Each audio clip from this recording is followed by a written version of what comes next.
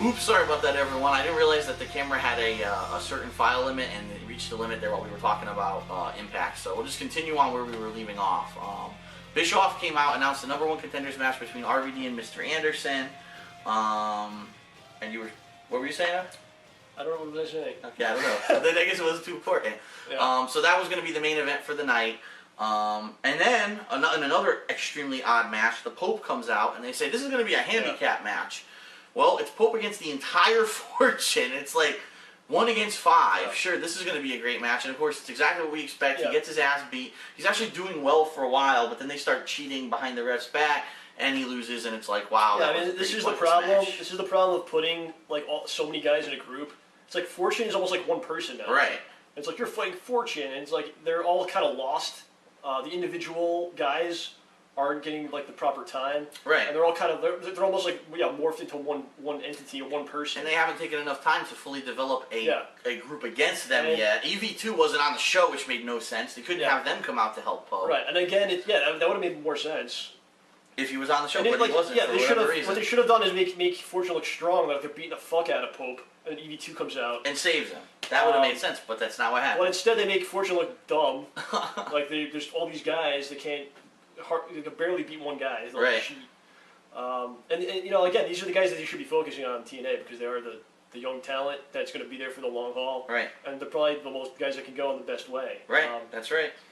But yeah, I mean, EV2 wasn't even on the show after they beat Fortune. It makes no sense. They win at the pay-per-view, then they're off the show the next week. Fortune's almost becoming like the jobber portion of this new, whatever faction. This immortal faction is, right? Which is sad.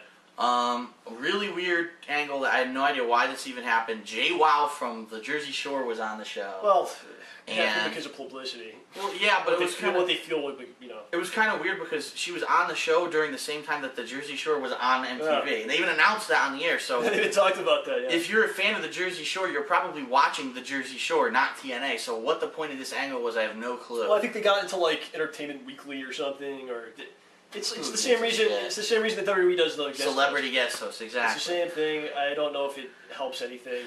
Well, all I know is it didn't help the content of the show because she came out and beat the shit out of Cookie, who is the supposed Jersey Shore person in their new stable. The Shore didn't go anywhere. Really didn't add to the show. I'm sure they paid her like thousands of dollars. Of course, to be on there. So it made no sense. And they didn't even continue the thing with Jay Lethal when he. No, they dropped the angle with Jay Lethal. The Shore's not after him anymore. How about Jay Lethal comes out, beats the hell out of the dude, right? And then with the other two chicks, fight.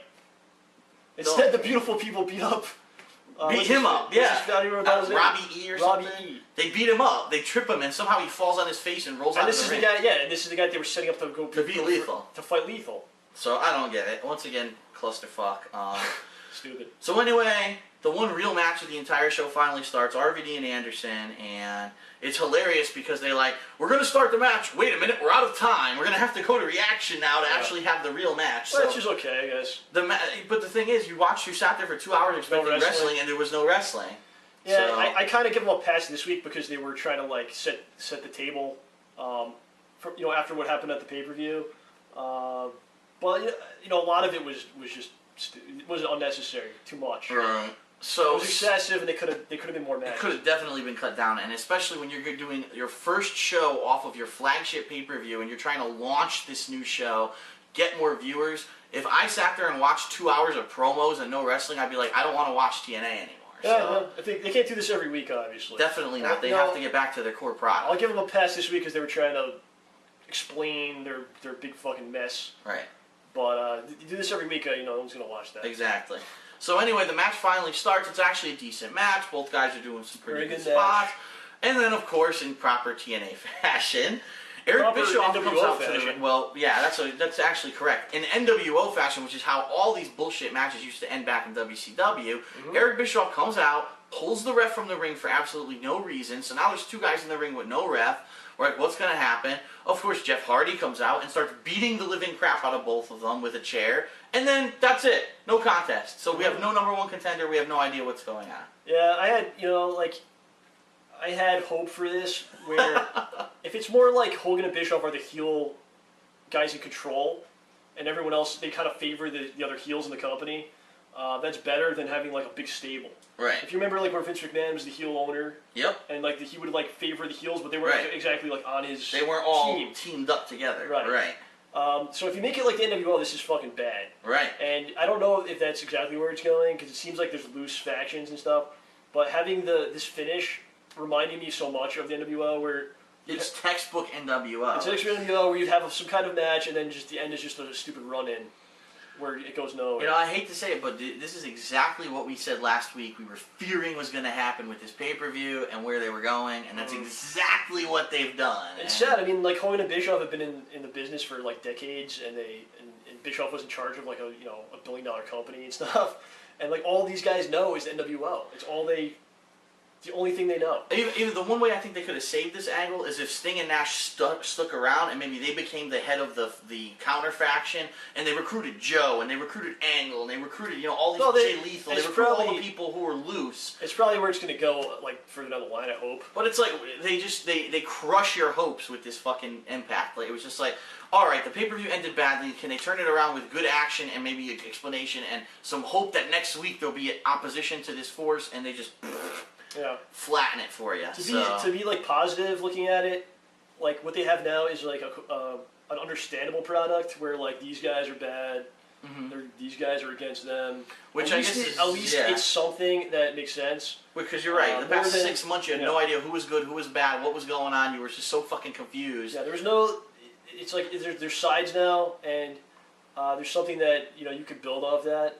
I hope that it's not just nonsense where like guys are switching back and forth and just keep it how it is. Keep it how it is. Immortal Wolf Pack. Yeah, exactly. Or like like we said, Taz joined. Yeah, for no other reason, guys are jumping, and it's like to be shocking. It's not shocking. Right. All these guys have been heel and face so many times. So many times. It doesn't matter that they're they switch or whatever. Right. It's an opportunity to get guys over.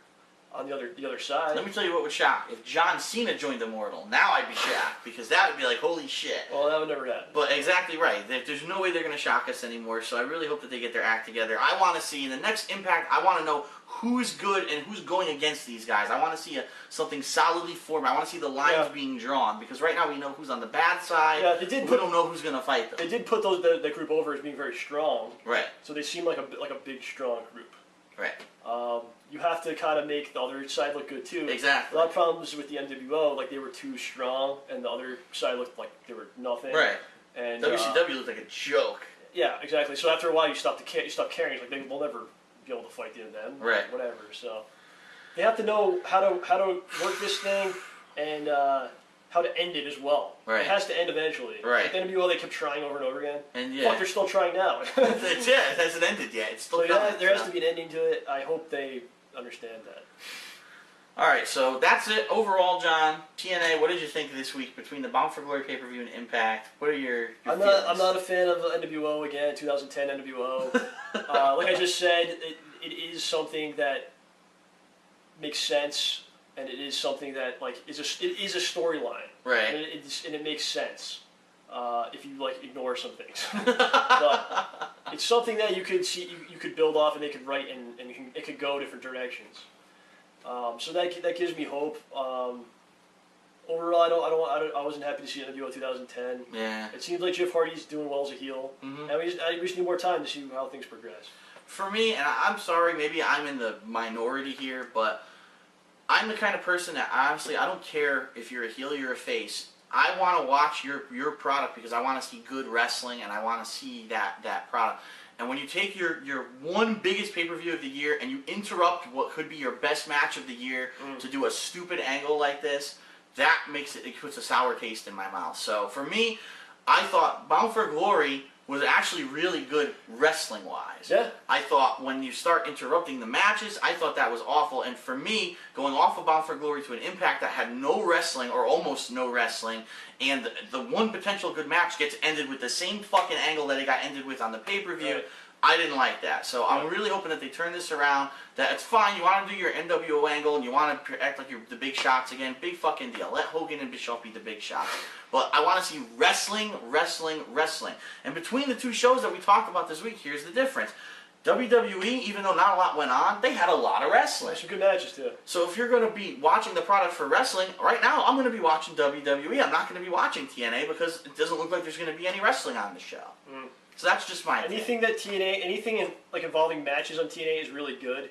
Anything that people sit in the back and write and script is bad. So why not just let the workers work and put out good wrestling product right now? The guys that run, Vince Russo, Vince Ruff, these guys think they're brilliant. They think that this angle is fucking genius. They're not brilliant. They just have the money to do what they want. They're obviously not. No one else thinks they think they're personally brilliant and smart. Right. And that they came up with this great idea. All they know is NWO again and again. And they keep doing it over and over. It's all they know. So. Alright, so that's it for this episode of Smart Guys. We know it was a long one, but there was a lot going on with TNA we need to talk about, so sorry about that extra part there. But next week we'll be back on track. We'll be doing the same thing. No pay-per-views next week, so we'll only be talking about, SmackDown, Raw, and TNA Impact. I'll try to watch some shows this week. Yeah. At least there's less this week, so we'll exactly. see. Alright, so that's it from DSP and John Rambo. Signing off for this week, Smart Guys. Yes.